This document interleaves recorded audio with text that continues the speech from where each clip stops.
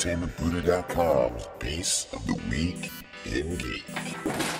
Ho! What's going on there, gamers, geeks, and nonconformists? It's me, the Entertainment Buddha, back with another episode of Beasts of the Week in Geek. This week's episode is going to be quite short, mainly because I feel like a pile of dog shit with corn in it. It could be candy corn or regular corn, it doesn't matter, it's just got corn. And a couple things I still want to talk about. Dishonored came out on Tuesday. Great game, published by Bethesda Softworks, developed by Arkane Studios, well worth checking out, but I'll go ahead and hit that a little bit later on. Up next, I'd like to talk about the Samsung Galaxy S3 Mini, which was confirmed this week. So without further ado, I'd like to introduce a special guest who will be joining us this week on our episode of Beasts, and it's none other than my nose zit, Zitty McZittington. Let's get a look at this bad boy.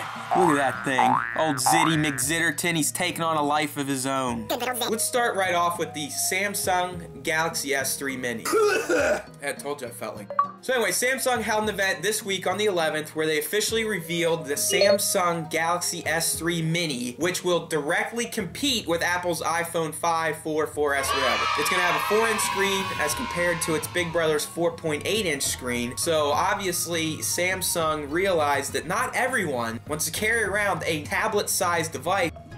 Oh my god, I'm a mess. For a phone, I want it to be reasonably sized. I think the iPhone 5 is perfect for me. It might not be for you, Mr. Fandroid, but it's perfect for me. I like it. It fits in one hand. I don't need to hold it like this. I don't need to get a purse to carry it around in. It's just fine. And obviously, Samsung realized that, or they wouldn't have released a smaller version of their Galaxy S3 device. Goes to show you that haters gonna hate. But when it comes down to dollars and cents, any company's gonna do what they need to do to gain some market share, and that's exactly what Samsung is doing with the Galaxy S3 Mini. I do not have a release date, mainly because I don't give a shit.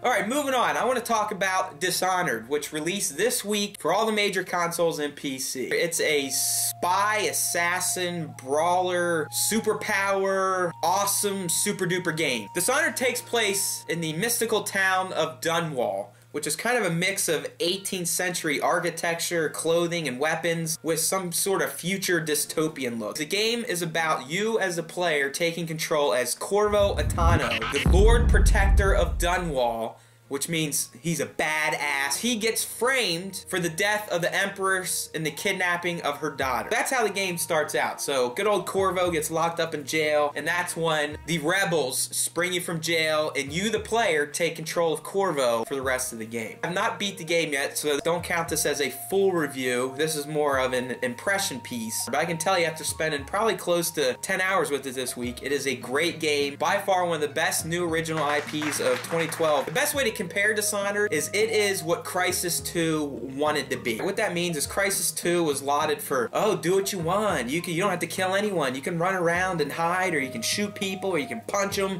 or you can do that. You can karate kick them. You can... Quite honestly, when I played it, I didn't ever feel that. I never felt like, oh, I could go this way or that way. I always felt like I had to go right down and challenge the enemy and kill him. That is not the case at all in Dishonored. This game truly allows you to tackle each mission any way you want. So I've taken the chaos route, and I just go through and I stab people in their heads, and I stab them upside the head, and sometimes I even lock off their arms, because that's how I like to roll. I like to get in your face, stab you where it hurts, and move on. I don't care about alarm, I don't care about guards coming to get me, but that's why I love Dishonored, because it allows me to play the way I want to.